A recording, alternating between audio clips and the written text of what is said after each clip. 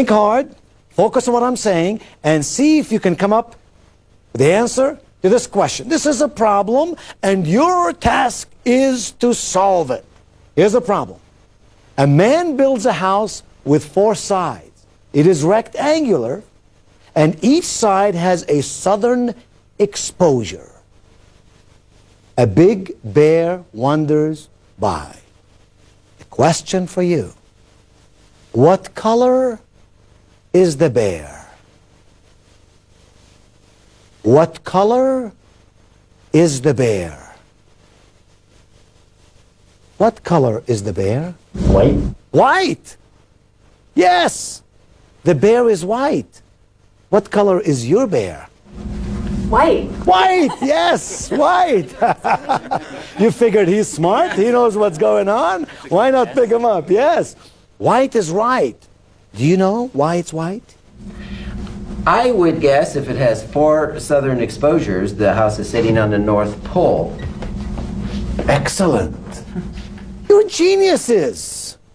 That's exactly right. If a house has 4 southern exposures, it must be on the top of the world, and the only bear that lives on the top of the world is a polar bear or white. You did so well, I'd like to give you another little test.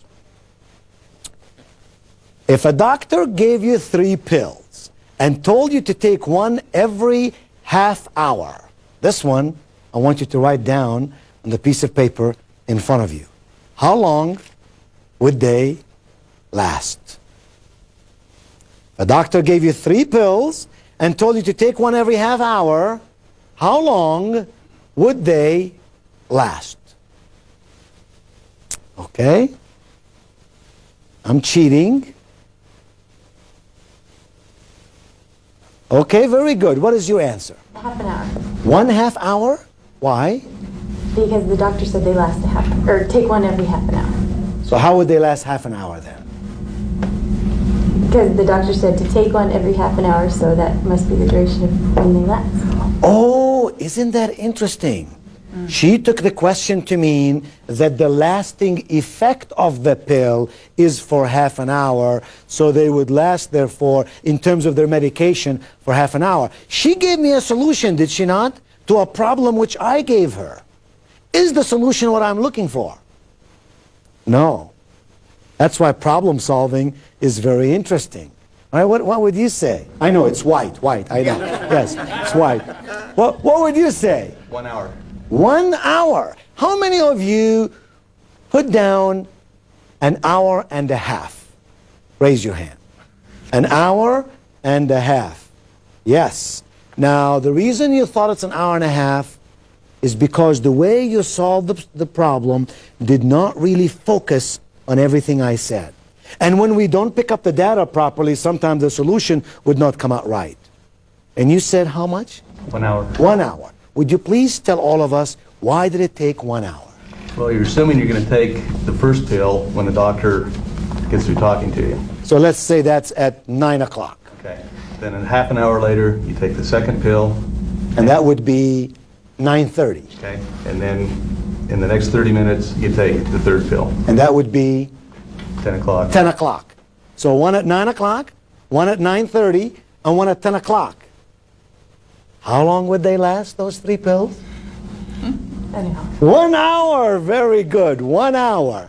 That's the correct answer to that question. You see, sometimes our mind uses experiences and knowledge that we've had in the past to solve the problems that we have in front of us today. And sometimes that just doesn't work. Problems have life cycles that can be divided into 3 stages. The first stage is called the emergent stage. The emergent stage is where the problem has no immediate threat. It would be equivalent to your car having a low level of oil in it. You can still drive the car for a while, and once you put more oil in your car, the problem would be solved. It's not of immediate threat. It's an emergent stage in problem solving. The second stage is called the mature stage. That is where the problem is more than a minor nuisance. Some damage has already been done. That would be like you driving your car with a worn bearing. If you don't change the bearing, your car will break down. Some damage has been done, and you need to pay close attention to fixing the bearing in your car. And then the third stage is called the crisis stage. That's when the problem is now life-threatening to the organization. And if this problem is not fixed, the organization could cease to function effectively or cease to function altogether. That would be equivalent to you driving your car on a very busy highway with no oil or very little oil, with the heat temperature very, very high, and smoke coming out of your engine. It is crisis time, and you are going to break down and cannot use that car anymore. The emergent stage, the mature stage, and the crisis stage. Obviously, the easiest and the best stage, which should be taken care of in terms of problem solving, is at the emergent level. At the emergent level, you can solve the problem and move on. The resources demanded will not have to be heavy and great. Once the problem gets to the mature level, it becomes more complicated. And at the crisis level, who knows if it could even be solved to any satisfactory position. Let us now discuss the 7 steps that you and I as managers must follow if you and I are going to solve problems in our organization, in our departments, even for us personally. These are 7 proven steps. When followed accurately and well, you are capable of solving your problems efficiently and with a great deal of satisfaction. Here's the first one. Identify the problem. The question becomes, how do you identify a problem? You determine what things are like when everything is going well. What do things look like when everything is A-okay, when everything is wonderful? Determine what things are like when everything is going well. And then decide how much variation from the norm is tolerable. You decide how much variation can you tolerate without it becoming uncomfortable. If then there's more variation than you can tolerate, what do you have? A problem. That's how you identify if you have a problem or not. At the crisis stage, it's easy to identify a problem. At the emergent stage, it may not be as easy unless you have policies and procedures in place. Unless you define what is that variation and what do things look like. If I had my way, how would things look? And then how much variation from that picture can I tolerate without my organization suffering? So identify the problem. Secondly, analyze the problem. In other words, determine what makes the situation a problem. Why is it a problem? What exactly has taken place? Where has it taken place? How? When? Who's involved? Analyze what that problem is. And then thirdly, describe the problem. I've written many books over the years, and I can tell you that every time I write a book, the first thing I do before I write the first word of that book is take a piece of paper and a pencil, and in one sentence, in 12 words or less, I write what that book is all about. If I cannot define clearly and accurately what that book is going to be about, that book could be very, very confusing to the reader. Focus on what it is. Identify it, analyze it, and then in one statement describe what the problem really is. If you can't do that, there is no point trying to follow up with solutions because you haven't yet described what the exact problem is. Here's the 4th step in problem solving. Look for root causes. What are those things with individuals or groups of individuals, with departments or with machines that cause this problem. Many managers tend to solve problems at the symptomatic stage. They look for the symptoms and solve the symptoms. What happens when you do that? The problem occurs and reoccurs all over again. What we must do is find out the exact cause of the problem. And when you know the cause of the problem, you can then somehow solve the very thing that caused the problem in the first place. For example, if I were to have a cold today, if I were sick, if I could determine exactly how and when I caught this cold, what caused this cold, then what would happen? I would know the root cause. If, for example, I determined that I took a bath and then I went out in the rain, and that gave me a cold, then I would know next time when I take a bath, I should not go out in the rain. Therefore, solving the root cause of the problem. Number 5, develop alternative solutions. What might be the solutions to this problem? Think of as many solutions as you can, pass no judgments on them, and be creative. And be creative. Let me see if I can give you one other problem. And let's see if collectively in this management seminar today we can solve this problem. Now you have to think, and you have to think very creatively. Imagine that you have 5 little chains. They look something like this. That's 1, that's 2, that's 3, that's 4 and 5. These are little chains with little links in the chains, 5 little chains, and they're divided up, as you can see, in these 5 sections.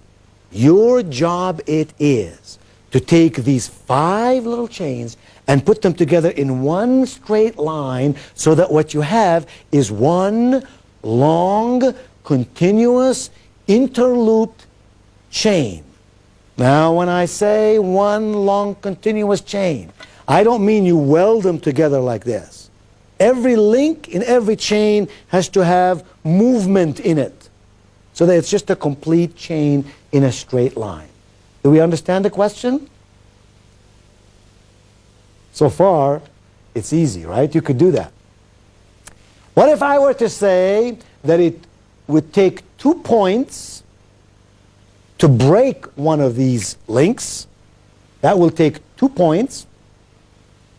And it would take 1 point to weld that back together. So to break it like this with an opening would cost you 2 points, and then to close it back up again will cost you 1 more point.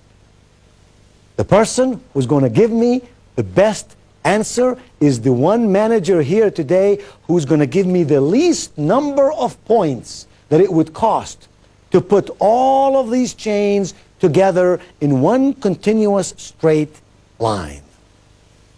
Think about it, and when you have an answer, let me know, because I want to hear what you have to say. Be creative. The most obvious solution is not always the best solution. It appears easy for us to solve problems, but problems demand creativity if they're going to be solved in a way that has a lasting effect. How many points would it cost you to solve this by putting it all in one continuous chain? Can I use additional screw links? What does that mean? A different type of link to assemble them with. You can only use... Otherwise, 9 points. I can do this in 9 points. You can do it in 9 points. Anybody? How many points? If you have the answer, just let me have it. How many points would it take to put them all together in one continuous chain? 9 points. Okay? Judy? 8. 8 points. Okay. Anybody with 12? 12? You have 12. Yeah? So when you have 12, what you did is you unhooked this, connected it, hooked it up again, unhooked, connected, and that comes to 12 points. Actually, the right answer is 9. 8, it's impossible to do a continuous chain with 8. 9 is the right one. And what you do is this. You take this chain here, you break this one, that's 2 points. You break this one, that's 2 points. You break this one, that's 2 points. That's a total of 6 points. Then you take these 4 and you put them in a straight line.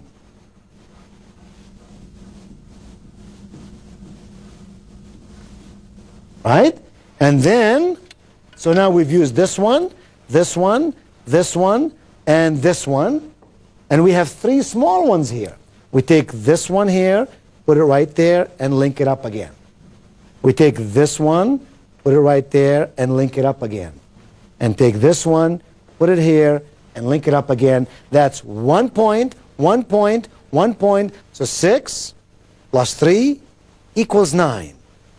Takes some creativity to come up with that answer, and you did very, very well. Just to think, if we gave you the kind of chains with the screws that you wanted, how many points would that have taken? None. Would have taken none. Yes. Isn't that an interesting answer? That creativity goes beyond what appears to be the case. In other words, I was limiting his solution by giving him these facts. And he went beyond the limitations and said, but if I can have these resources, I can give you an answer bigger and better than the answer you anticipated. Creativity in problem solving is a must. It's a condition to success. That was point 5. Here's point 6. The 6th step to problem solving is to implement the decision. Now, you can implement the decision. Go ahead, select an alternative solution that works well, and implement it. And I want to share with you a little secret. The manager who implements decisions properly, effectively, and consistently is the man or woman who always thinks in advance. What might go wrong as I implement this decision? And if that were to happen, how would I react? What would I do? I always say to managers, think of 2 or 3 things that might go wrong, and then have strategies to somehow overcome them. If you don't do that, then something might go wrong. It's a surprise to you. You did not anticipate it, and the result will never be as effective as you had hoped for. And then the 7th step, measure results. Measure results. Now that we have solved this whole situation, was it the right decision? Did I pick the right alternative? How do I know? I measure the results. Are the results in keeping with the philosophy and the mission and the vision of this company? Did the results bring for me and my department and my organization what I wanted?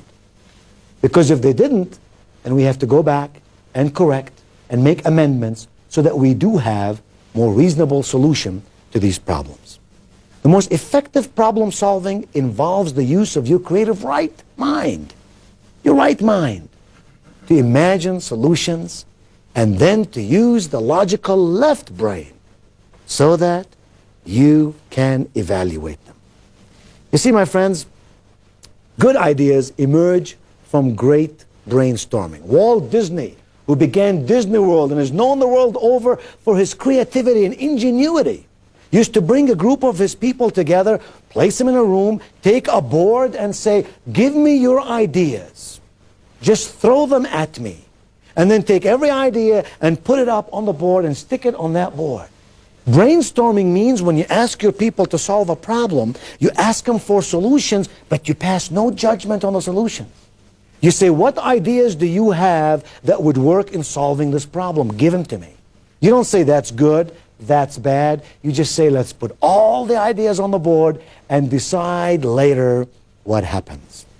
I like the story about the father who comes home one day and finds that his 2 daughters were fighting over who is going to get the bigger piece of the pie. Apparently in the refrigerator there was some pie left, a piece of a cake.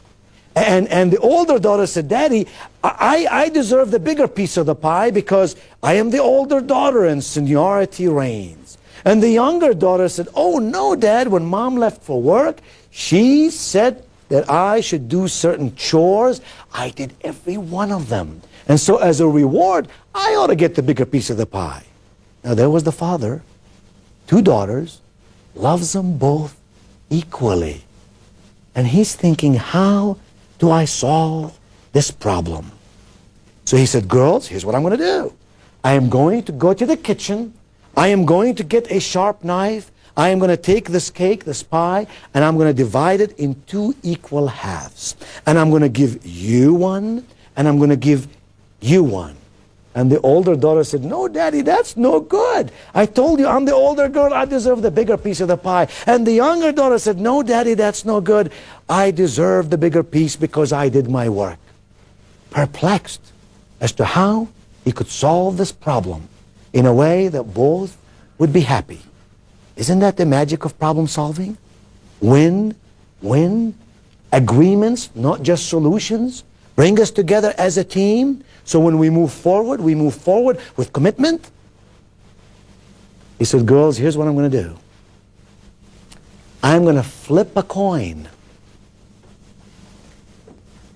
And the older girl or the younger girl who wins, who determines how the coin is going to land correctly, that girl gets to pick her piece of the pie first. And the other one who doesn't win this little flip of the coin gets to cut the pie.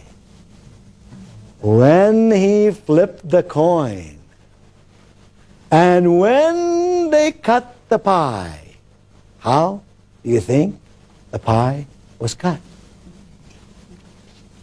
Right down the middle, in 2 exactly equal halves. Because to have done anything differently than that would have meant one of them would have lost. And they, in their own way, in their own time, solved that problem.